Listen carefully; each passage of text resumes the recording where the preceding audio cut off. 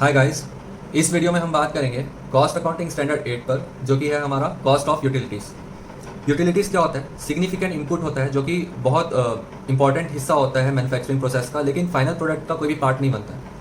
For example power, steam, water, compressed air. Stand by utilities क्या होता है? Stand by utilities main utility का backup होता है, उसे हम स्टैंड बाय यूटिलिटी बोल देते हैं। और कमिटेड कॉस्ट क्या होता है? Committed cost stand by utilities से रिलेटेड होता है। हम अगर कोई स्टैंड बाय यूटिलिटीज़ मेंटेन कर रहे हैं तो उसका कॉस्ट ऑफ मेंटेनिंग जो है उसे हम कमिटेड कॉस्ट कहते हैं। फिर आते हैं प्रिंसिपल्स ऑफ मेजरमेंट में।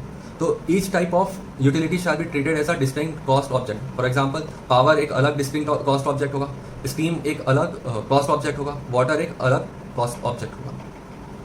Cost of utilities purchased shall be measured at cost of purchase, including duties and taxes, transportation costs, insurance and other expenditure directly attributed to procurement। ठीक है, ये सारी चीज़ें इंक्लूड होंगी और ये अमाउंट जो होगा वो नेट ऑफ क्रेडिट्स होगा। मतलब जितना भी ड्यूटीज और टैक्स रिफंडेबल हुआ होगा हमें, वो क्या बोलते हैं, माइनस करके ये कॉस्ट निकालेंगे। Cost of self generated utilities for own consumption, इसका कैलकुलेशन कैसे होगा? हम डायरेक्ट मटेरियल कॉस्ट ऐड करेंगे, डायरेक्ट एम्प्लॉय कॉस्ट ऐड करेंगे, डायरेक्ट एक्सपेंसेस ऐड करेंगे और फैक्ट्री ओवरहेड्स भी हम ऐड करेंगे इस पर। तो हमारा आ जाएगा cost of self generated utilities for own consumption. हम खुद ही यूटिलिटीज़ जनरेट कर रहे हैं। अब इस पर अगर हम डिस्ट्रीब्यूशन कॉस्ट ऐड कर देंगे ना, जो अभी हमने ऊपर पढ़ा, उसमें अगर हम डिस्ट्रीब्यूशन कॉस्ट ऐड कर देंगे तो हमारा cost of utilities generated for the purpose of inter unit transfer. Inter unit transfer ऐसा होता है कि एक ऑर्गेनाइजेशन के सपोज 3-4 यूनिट है, तो एक यूनिट से दूसरे यूनिट में हम ट्रांसफर कर रहे हैं, तो उसे हम बोलते हैं इंटर यूनिट ट्रांसफर्स।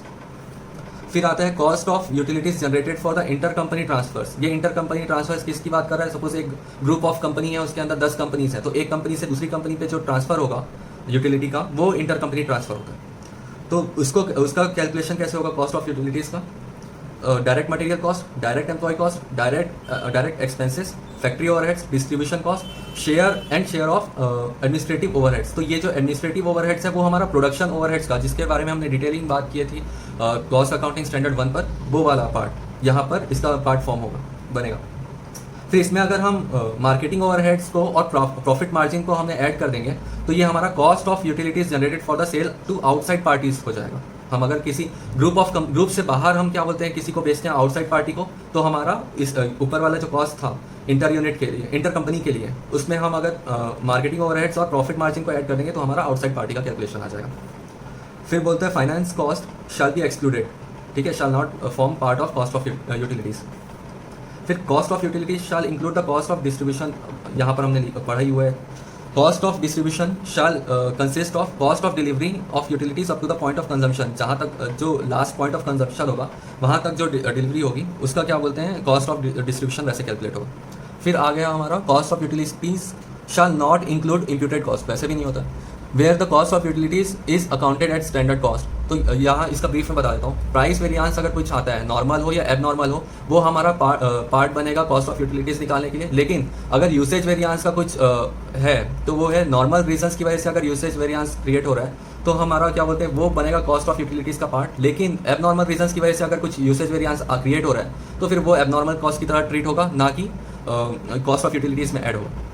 तो सब्सिडी और ग्रांट रिसीव्ड और रिसीवेबल जो भी है वो रिड्यूस हो जाएगा कॉस्ट ऑफ यूटिलिटी से। इसके अलावा distribution, production, cost of production and distribution of utilities shall be determine based on the normal capacity और actual capacity utilization whichever is higher. ठीक है, cost of production and distribution of utilities कैसे निकलेगा? Cost normal capacity और actual capacity दोनों में से जो भी हायर होगा उसे हम लेंगे कॉस्ट ऑफ प्रोडक्शन का। एंड अनएब्जॉर्ब कॉस्ट, जो भी हमारा अनएब्जॉर्ब कॉस्ट होगा वो हमारा एबनॉर्मल कॉस्ट का पार्ट बनेगा। मतलब कि वो यहाँ ऐड नहीं होगा। यहाँ नीचे भी दिया हुआ है, any abnormal cost where it is material and quantifiable shall not form part of the cost of utilities. ठीक है, पेनल्टीज, डैमेजेस, ये भी फॉर्म नहीं होगा, पार्ट नहीं बनेगा हमारा कॉस्ट ऑफ यूटिलिटीज का। Credit recoveries related to the utilities, ये भी डिडक्ट हो जाएगा टोटल कॉस्ट ऑफ यूटिलिटी से। Any change in the cost accounting principles, है ना, तो अगर कॉस्ट अकाउंटिंग प्रिंसिपल में कुछ भी चेंज है तो होगा, तो वो सिर्फ ये 3 रीजन से होगा। अगर रिक्वायरमेंट बाय लॉ है, या फिर बेटर कंप्लायंस के लिए, या फिर बेटर प्रेजेंटेशन के लिए ऑफ द कॉस्ट स्टेटमेंट्स, तभी यही 3 फैक्टर है। अगर ये 3 होगा तभी क्या बोलते कोई चेंजेस हो सकता है कॉस्ट अकाउंटिंग प्रिंसिपल से, नहीं तो नहीं होगा। Presentation, utilities cost shall be presented as a separate cost head for each type of utility. हमने ये पहले भी पढ़ा है यहाँ पर।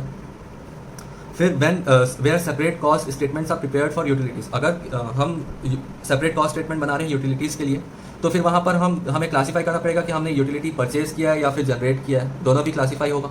इसके अलावा cost of utilities consumed along with the quantitative information by individual consuming units, inter unit हमने कितना क्या बोलते हैं कंज्यूम किया हुआ है, खुद ऑन कंजम्पशन या फिर इंटर यूनिट ट्रांसफर हुआ या इंटर कंपनी ट्रांसफर है, या हमने आउटसाइड पार्टी को कितना सेल किया, ये सारी जानकारी भी हमें प्रेजेंट करनी पड़ेगी। फिर डिस्क्लोजर्स पे आते हैं। डिस्क्लोजर्स क्या बोल रहे हैं? Basis of distribution of cost, क्या बेसिस है हमारा distribution of cost of utility को लेकर के, वो हमें डिस्क्लोज करना पड़ेगा। Cost of purchases with purchase production distribution marketing and price with reference to the sales to outside parties, हमने जो भी क्या बोलते हैं कॉस्ट है परचेजेस का और हमने जो बेचा है बाहर सेल्स आउटसाइड पार्टी को किया है, वो सारी चीज़ें डिस्क्लोज होंगी यहाँ पर। Cost of utilities is disclose at standard cost, जहाँ पर क्या बोलते हैं कॉस्ट ऑफ यूटिलिटी हमारी स्टैंडर्ड कॉस्ट पे डिस्क्लोज हो रही होगी, वहाँ पर प्राइस और यूसेज वेरिएंस भी हमको डिस्क्लोज करना पड़ेगा। Cost and price of utility receive from या फिर सप्लाइड टू रिलेटेड पार्टीज, इसका भी डिस्क्लोजर देना पड़ेगा हमें।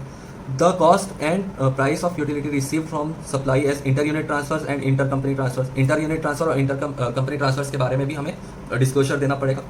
Cost of utilities incurred in foreign exchange हमने क्या बोलते हैं कॉस्ट ऑफ यूटिलिटी क्या है, हमने बाहर से अगर इंपोर्ट किया है कोई यूटिलिटी तो उसका भी जानकारी देना पड़ेगा, हमें डिस्क्लोज करना पड़ेगा।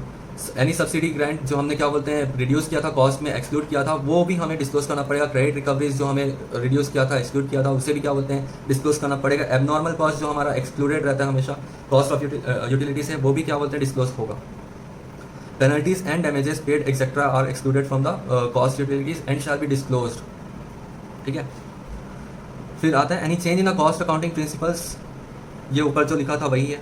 Any change in the cost accounting principles and methods applied which has material effect on the cost of utilities, ये हमें डिस्क्लोज करना पड़ेगा। अगर वो चेंज जो है कॉस्ट अकाउंटिंग प्रिंसिपल्स में उससे कोई मटेरियल इफेक्ट आता है कॉस्ट ऑफ यूटिलिटीज़ कंप्यूटेशन का, तो वो भी हमें क्या बोलते हैं डिस्क्लोज करना पड़ेगा। And where the effect of such change, जहाँ पर change in cost accounting principle का कोई इफेक्ट नहीं असरटेन हो रहा है, वहाँ पर हमें उसका फैक्ट डिस्क्लोज करना पड़ेगा, फैक्ट इंडिकेट करना पड़ेगा। Disclosure shall be made only where material significant and quantifiable, disclosure तभी देना पड़ेगा जहाँ पर वो सिग्निफिकेंट है या मटेरियल है या क्वान्टिफिएबल है, ठीक है।